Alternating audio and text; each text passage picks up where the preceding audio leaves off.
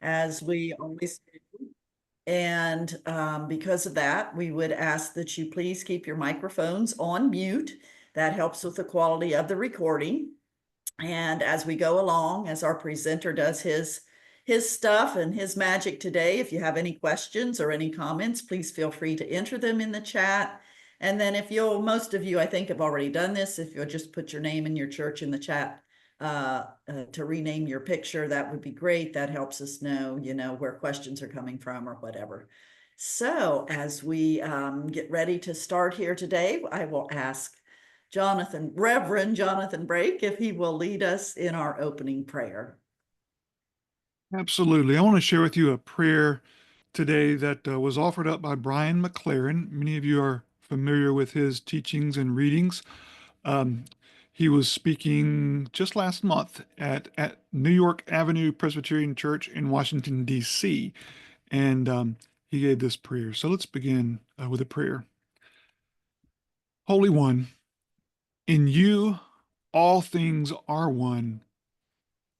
We behold your glorious mystery with awe. We receive your new way of life right now. So this living earth may fulfill your desire. Enough for today is all we ask.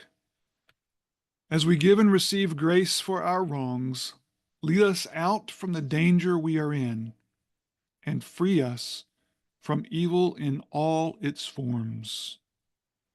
So say we all. Amen. And amen. Thank you, Jonathan. Now, I want to introduce our speaker today. This is the first time that Joe has presented on this series. Joe is a member of the Conference Creation Care Ministry team, and he is we call him our energy guru. He is the one who knows more about the energy things that we're trying to work on in our conference ministry program. And he also does some energy audits. And so I think Dawn has his bio. I encourage you to read it. She's going to drop it into the chat. And Joe, if you will just go forward with your presentation. Thank you. Okay. Thanks, Kim. And thanks, Dawn, too, for putting these sessions together. So Kim asked me to talk about the energy-related resolutions that were proposed at the General Conference back in the spring, excuse me, which have now made it into the Book of Discipline. And here's where they land. So I'm going to talk about these in order, some with more detail than others. But the folks at in Creation Justice have put together a handy 46-page guide to these items of legislation, and that's the guide right there. And for all the publications that I'll mention today, I've put the location, the web location. I think you can see the cursor where you can find them if you want more detail. So here's the three main items of energy-related and climate-related legislation that has now gone into the Book of Discipline. And this is from the guide, the actual full text. So in order, the first, I'll blow these up so you can read them better. The first is to suggest that congregations do an evaluation of their church buildings, grounds, facilities, etc., in relation to their impact on the church's ability to be carbon neutral and or to have net zero greenhouse gas emissions, etc. That's basically an encouragement to do an energy audit. And I'll explain how that can be done for a congregation in a moment. The second one is to commit to a net greenhouse gas emissions by 2050, and this started with a resolution just a few years ago, which I'll describe, where 12 boards and agencies of the UMC pledged to achieve net zero by 2050, and I'll explain that in more detail in a moment. And the third one is to conduct, here it is, to urge the boards of trustees of congregations to conduct an annual carbon footprint and or greenhouse gas emissions audit of their buildings and grounds. And that's the one I'll spend the most time on, because that's something that congregations can embark in right away. All right, so that's all three. The first one is pretty easy to attend to. The first, and that is just a matter of scheduling an energy audit. In Western North Carolina, there are 3 agencies that will do energy audits for free, essentially for free, for congregations. The first is Waste Reduction Partners. This is where you can find a description of their program. They will do an audit for any non-residential facility, including nonprofits, including churches. There's an online application. That's easy to do. NC Interfaith Power and Light has an energy working group, which I also work with, and they will also do audits. And most recently, their audits have basically 100% overlapped with those of Waste Reduction Partners, but you can apply in either place. And finally, Duke, the utilities, both utilities in the state, provide incentives, that is rebates for third-party assessments. That is where you pay somebody to do an audit, and there are consultants that do that, and Duke will rebate all or some of that payment. So that's an easy thing to do. That gets you started on your energy assessment and energy upgrades. So I was trying to think of a good way to explain carbon emissions, a good simple way, and I settled upon this, and I know the font is small. I'll blow up part of it in a moment, but I wanted to show you the whole page. This is a calculator for personal carbon emissions just based on diet, and it's from Jim Tolbert, who is a member of Skyland UMC in Asheville. And what you do is you look at these typical items of diet, typical serving size, and all you have to put in is your servings per week. And I'll show you what happens when you do that. And what you get out of it is your calories per day.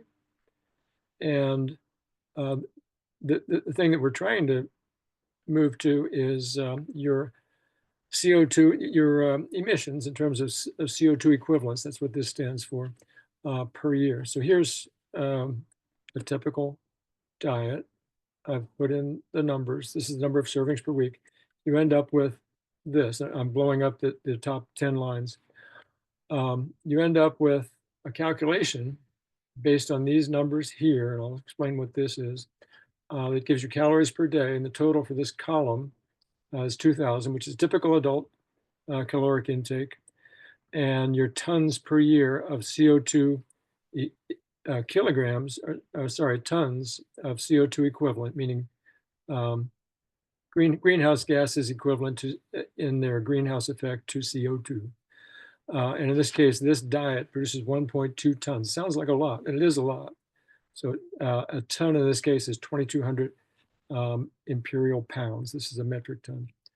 So yeah, what it's based on is these conversion factors over here, which Jim found in his research. So this is the amount of kilograms of CO2 equivalent per year related to, in this case, 7 servings of 6-ounce coffee per week. All right, so that's a simple emissions calculator, just to explain what emissions, how emissions work. When you talk about a congregation, it gets a little more complex. So this is a different calculator, but it has the same intent. So this is one that's online. Here's the site at Interfaith Power and Light, IPL. It's the national IPL.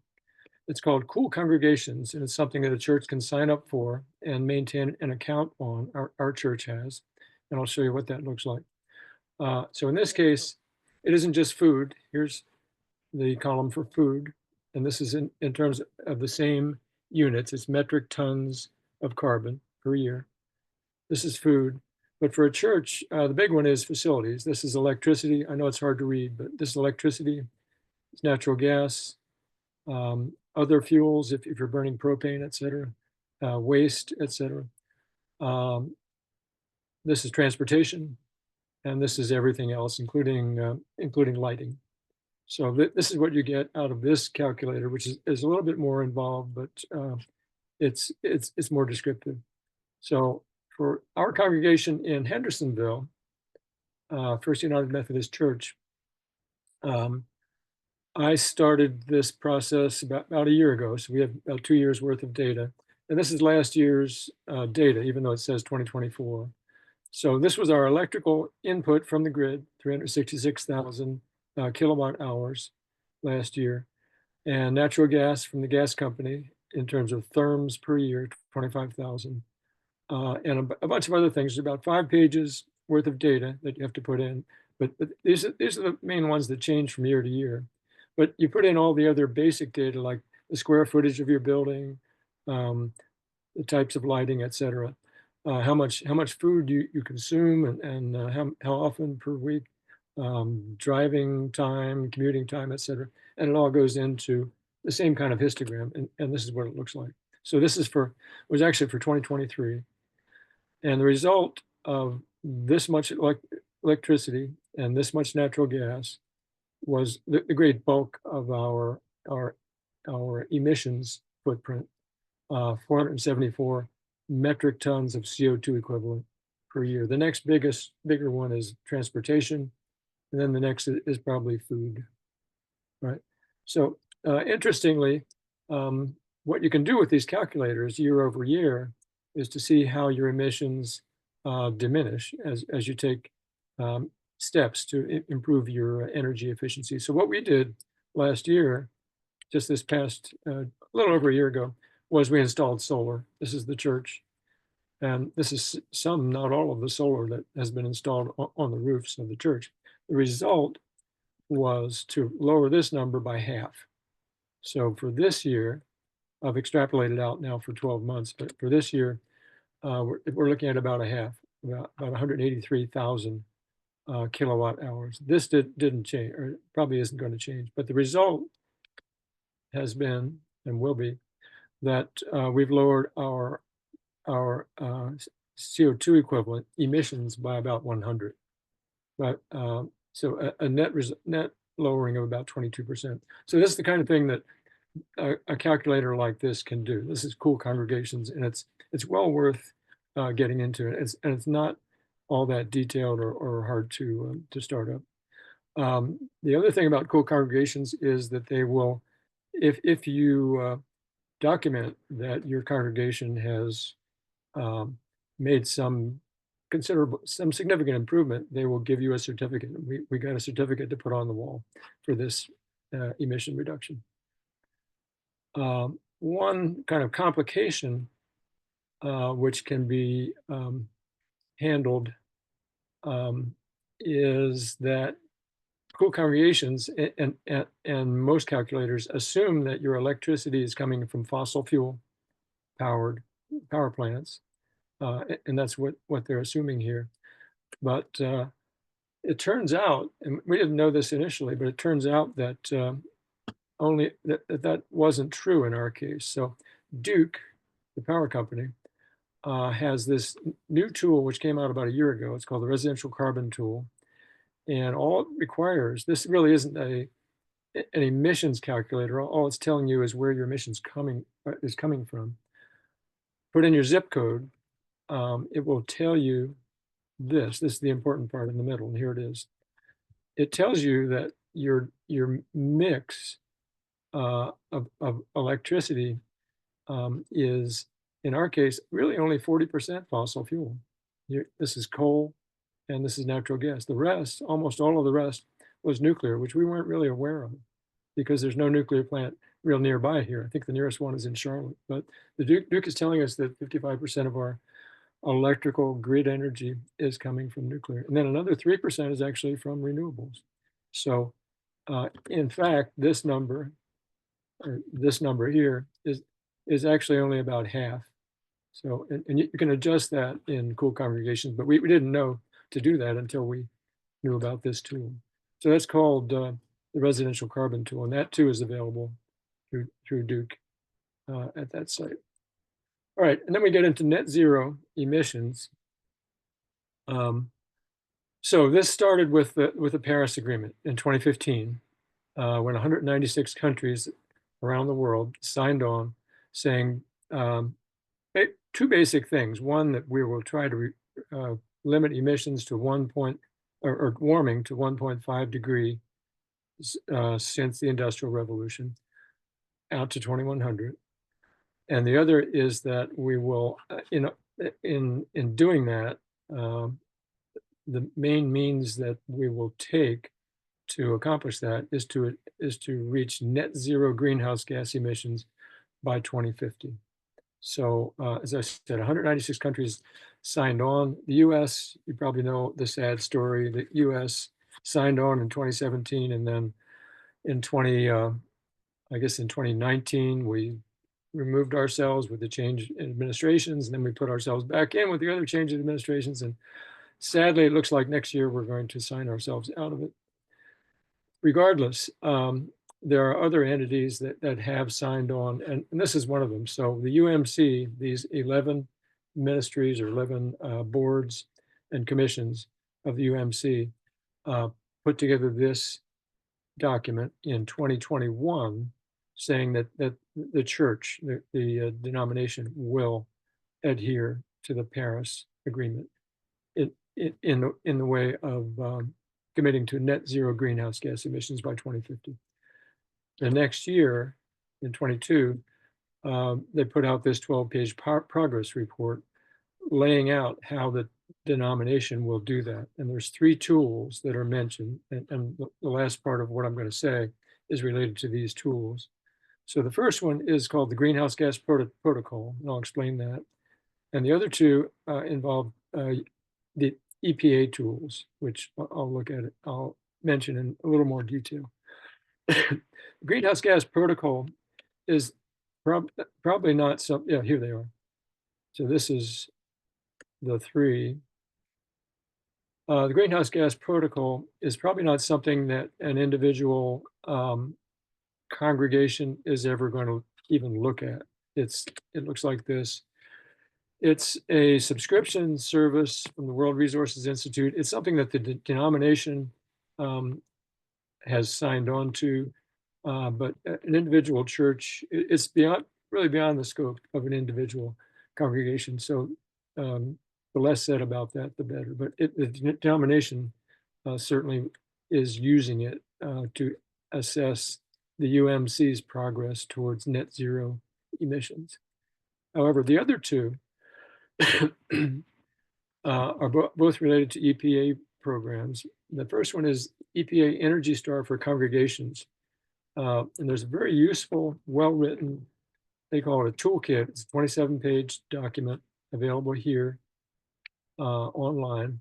And congregations can download this and start their progress towards net zero emissions.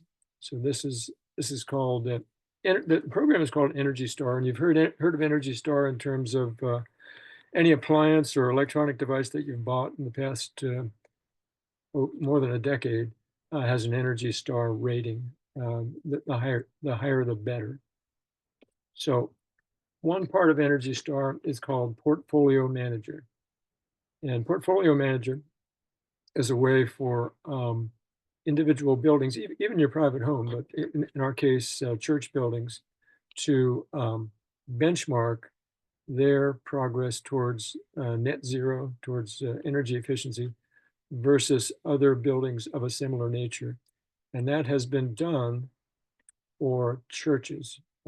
That's the beauty of Portfolio Manager. So this process has been going on for long enough that there's the number, there are now 2,235 church buildings around the US, and this is where they are, where Portfolio Manager accounts have been set up for that church building. And in that way, any new ones can compare their energy efficiency currently and their progress towards better efficiency with those buildings. So an example is this, and I'll blow this histogram up. So one example is in terms of this parameter, which is called the Source Energy Utilization Index, EUI. All this is, it's pretty simple. It's all the energy that comes into the building, either through the electrical grid or through your natural gas pipeline or propane or whatever your source energy is. And converting that to a common unit. In this case, it's thousands of BTUs, and then dividing by the square footage of the building. A BTU is just, it's a common engineering term, but it isn't something that we normal people use. So BTU, 3,412 BTUs is 1 kilowatt hour. We're all familiar with kilowatt hours. So just think of this as kilowatt hours. So this is all those 2,300 churches lined up in terms of how efficient or inefficient their source energy utilization index is relative to the other churches. The median is 87. Most churches that I've looked at in my energy audits have been pretty close to that, and really usually a little bit below that. Some really efficient churches are down here in the very low ranges. Obviously, 0 is not possible, but some churches are close to 0. There are some churches that are really inefficient. So these out here at 600, these are probably churches that have the furnaces running 24/7 and the windows open. So this is a way that you can compare, a congregation can compare their church now with these thousands of other churches, and to look at their progress relative to where they were when they started the process. So this is Portfolio Manager. Here's another item that Portfolio Manager can do. You can look at, again, the same constellation of churches, 2,300 churches, looking at and this is in terms of trillions of BTUs. This is per year. Basically, you can see from the histograms what the general mix is among space heating, cooling, is this, ventilation, cooking, lighting, etc. It'll vary from church to church, but this is the average for those 2,300 churches. So you can compare your church using Portfolio Manager with other similar facilities.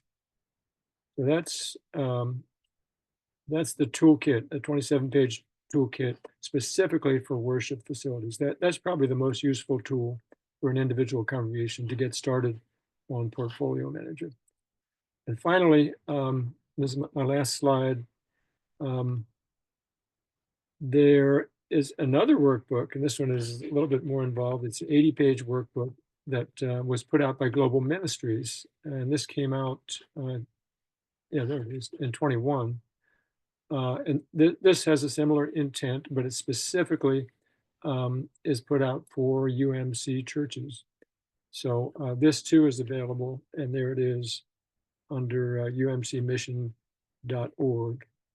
under Global Ministries.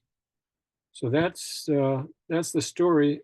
So I would encourage anybody that has any kind of influence over their congregations, excuse me, to encourage them to number one, look into cool congregations. That's very easy to get into, and you can kind of get an initiation into emissions calculations using that, and maybe even to sign up for that and become a cool congregation. And then having done that, to get into the more involved but more useful Portfolio Manager through the EPA website. And for that, you can start with this document. And with that, I will turn it back over to Kim. And I'm going to stop sharing. Thank you very much. That is great. Probably I'm not seeing any questions that have come in, but probably one point that I would make along with all this great information that Joe has provided is that it would be really beneficial for all of us to bring this legislation and the tools that Joe shared to the attention of our boards of trustees. because they are the ones who are going to be responsible for doing a lot of this. They may end up and have a committee who helps or whatever, but the Board of Trustees are usually the ones who are just responsible for the efficiency of the property and the grounds. And so if you can bring these pieces of legislation to their attention, many will not know that there is now a requirement starting in January to do this. And it's required to be reported each year in the charge conference paperwork. And so you will be doing them a favor to bring it to their attention now, because come October, they're going to be asked about what are you doing to change the energy efficiency of your buildings. And so this will give them an opportunity to learn more, to plan more, etc. And then Joe, would you tell them just ever so briefly about Waste Reduction Partners and kind of what your work is with them so that they know that as maybe an option? Yeah, WRP does a lot of audits for churches, but they are chartered by and funded by the state through the DEQ to do these things. So, and they don't take any money for it. And basically, it's a lot of engineers, mostly retired engineers and scientists who do these things gratis. And they have, as I said, they've recently cooperated with the IPL, the Energy Working Group, to get more in line with what churches need. And I think they've now streamlined the operation so that it doesn't take as long to get an audit up and running now that they know what churches need and how to get the initial information from the church. The initial information is a year and preferably 2 years worth of utility data from the church. That for some reason was difficult to pry out of a church. It's gotten a lot easier. Great. And recently, Joe went in as part of his role, his volunteer role with Waste Reduction Partners, and did an energy assessment at Dawn's Church, for instance. And then after they do that energy assessment, then Joe goes back, looks at the data, and then writes up a report and provides recommendations, feedback, etc. So that's a great place to get started as ways that you can kind of pinpoint low-hanging fruit, things that can really make a difference and help you get started.